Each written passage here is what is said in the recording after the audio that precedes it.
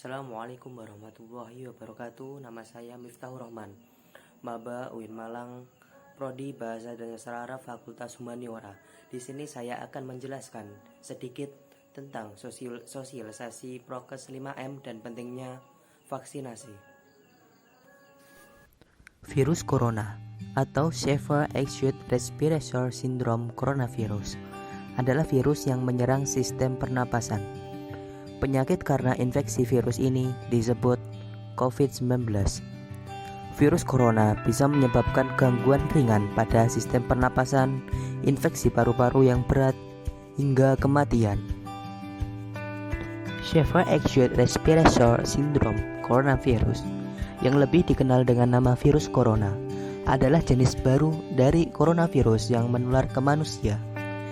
Virus ini bisa menyerang siapa saja, seperti golongan usia lanjut, orang dewasa, anak-anak, dan bayi, termasuk ibu hamil dan ibu menyusui. Infeksi virus corona disebut COVID-19, Coronavirus Disease. Gejala awal infeksi virus corona bisa menyerupai gejala flu, yaitu demam, pilek, batuk kering, sakit tenggorokan, dan sakit kepala. Setelah itu, gejala dapat hilang dan sembuh atau malah memberat. Penderita dengan gejala yang berat bisa mengalami demam tinggi, batuk, berdahak, bahkan berdarah, sesak napas, dan nyeri dada. Gejala-gejala tersebut muncul ketika tubuh bereaksi melawan virus corona. Secara umum, ada 3 jenis umum yang bisa menandakan seseorang terinfeksi virus corona, yaitu demam, suhu tubuh di atas 38 derajat Celcius, batuk kering, dan sesak napas. Ada beberapa gejala lain yang juga bisa muncul pada infeksi virus corona, meskipun lebih jarang, yaitu diare, sakit kepala, konjungtivitis, hilangnya kemampuan mengecap rasa, hilangnya kemampuan untuk mencium bau, ruam di kulit. Gejala-gejala COVID-19 ini umumnya muncul dalam waktu 2 hari sampai 2 minggu setelah penderita terpapar virus corona. Sebagian pasien yang terinfeksi virus corona bisa mengalami penurunan oksigen tanpa adanya gejala apapun. Kondisi ini disebut happy hypoxia. Seseorang dapat tertular COVID-19 melalui berbagai cara, yaitu tidak sengaja menghirup percikan ludah yang keluar saat penderita COVID-19 batuk atau bersin, memegang mulut atau hidung tanpa mencuci tangan terlebih dulu setelah menyentuh benda yang terkena cipratan ludah penderita COVID-19, kontak jarak dekat dengan penderita COVID-19. Virus corona juga bisa menular melalui benda-benda yang sering disentuh, misalnya uang, gagang, dan permukaan meja. Virus corona dapat menginfeksi siapa saja, tetapi efeknya akan lebih berbahaya atau bahkan fatal bila terjadi pada orang lanjut usia, ibu hamil, orang yang memiliki penyakit tertentu, perokok, atau orang yang daya tahan tubuhnya lemah, misalnya pada penderita kanker. Karena mudah menular, virus corona juga berisiko tinggi menginfeksi para tenaga medis yang merawat. Oleh karena itu, para tenaga medis dan orang-orang yang memiliki kontak dengan pasien COVID perlu menggunakan alat pelindung diri atau yang lebih kita kenal dengan APD. Dari data yang dikeluarkan oleh WHO, saat ini ditemukan beberapa varian SARS-CoV penyebab COVID-19.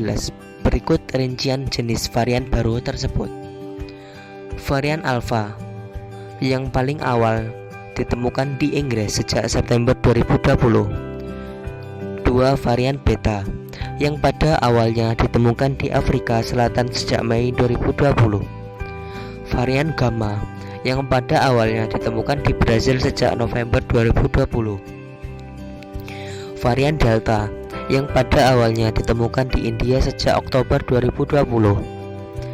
Varian Eta yang penyebarannya ditemukan di banyak negara sejak Desember 2020. Varian Lota yang pada awalnya ditemukan di Amerika sejak November 2020. Varian Kappa yang pada awalnya ditemukan di India sejak Oktober 2020. Dan varian Lambda yang pada awalnya ditemukan di Peru sejak Desember 2020. Guna memastikan diagnosis COVID-19, dokter akan melakukan beberapa pemeriksaan berikut. Rapid test untuk mendeteksi antibodi, rapid test antigen untuk mendeteksi antigen, yaitu protein yang ada di bagian terluar virus. Swab test atau tes PCR untuk mendeteksi virus corona di dalam dahak. CT scan atau ronsen dada untuk mendeteksi infiltrat atau cairan di paru-paru. Tes darah lengkap untuk memeriksa kadar sel darah putih. Selain itu, tes menggunakan alat Ginos juga bisa digunakan sebagai screening atau pemeriksaan awal untuk mendeteksi virus corona. Hasil rapid test COVID-19 atau tes Ginos positif kemungkinan besar menunjukkan bahwa Anda memang sudah terinfeksi virus corona. Namun bisa juga berarti Anda terinfeksi kuman atau virus yang lain. Sebaliknya, hasil rapid test COVID-19 negatif belum tentu menandakan bahwa Anda mutlak terbebas dari virus corona. Pemberian vaksin merupakan solusi yang dianggap paling tepat untuk mengurangi dan memutus rantai penularan COVID-19. Vaksinasi bertujuan untuk memberikan kekebalan spesifik terhadap suatu penyakit, sehingga jika suatu saat terpapar penyakit, maka hanya akan mengalami gejala yang ringan. Dalam menanggulangi pandemi COVID-19, upaya vaksinasi dilakukan tidak hanya menjadi satu-satunya upaya untuk melindungi masyarakat dari penularan COVID-19. Selama belum mencapai kekebalan kelompok, maka pencegahan yang efektif saat ini adalah mematuhi protokol kesehatan 5M, yaitu dengan double mask, dengan masker medis dilapisi bagian luarnya dengan masker kain agar menutupi rongga dari masker medis tersebut, menjaga jarak, mencuci tangan menggunakan sabun dan air mengalir, menjauhi kerumunan, dan membatasi mobilitas. 1. Mencuci tangan. Rutin mencuci tangan hingga bersih merupakan salah satu protokol kesehatan yang cukup efektif untuk mencegah penularan COVID-19. Untuk hasil yang maksimal, cucilah tangan selama minimal 20 detik, terutama saat sebelum memasak atau makan, setelah menggunakan kamar kecil, setelah menutup hidung saat batuk atau bersin. Bersihkan tangan secara teratur dengan cara mencuci tangan pakai sabun dan air mengalir, atau menggunakan cairan antiseptik berbasis alkohol, hand sanitizer. Selalu menghindari menyentuh mata, hidung, dan mulut dengan tangan yang tidak bersih yang mungkin terkontaminasi droplet yang mengandung virus. 2. Memakai masker.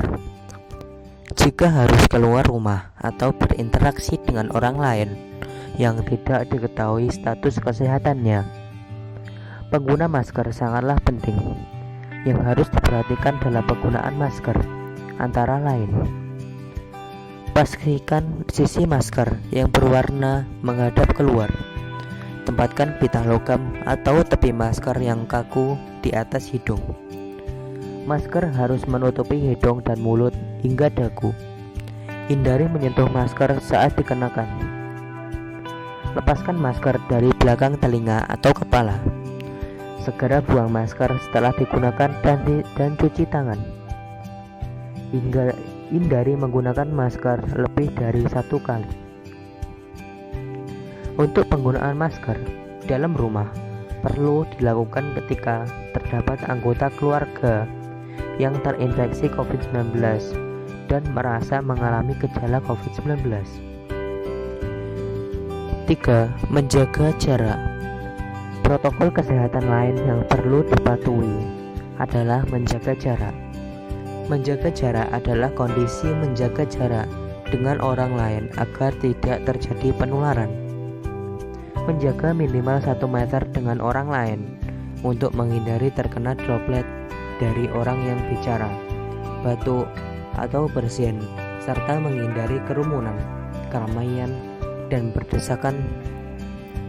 Bila tidak memungkinkan melakukan jaga jarak, maka dapat dilakukan berbagai rekayasa administrasi dan teknis lainnya.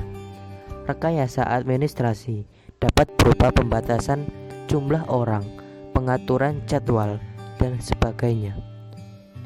Sedangkan rekayasa teknis antara lain dapat berupa pembuatan partisi, pengaturan jalur masuk dan keluar, dan lainnya. 4. Menjauhi kerumunan.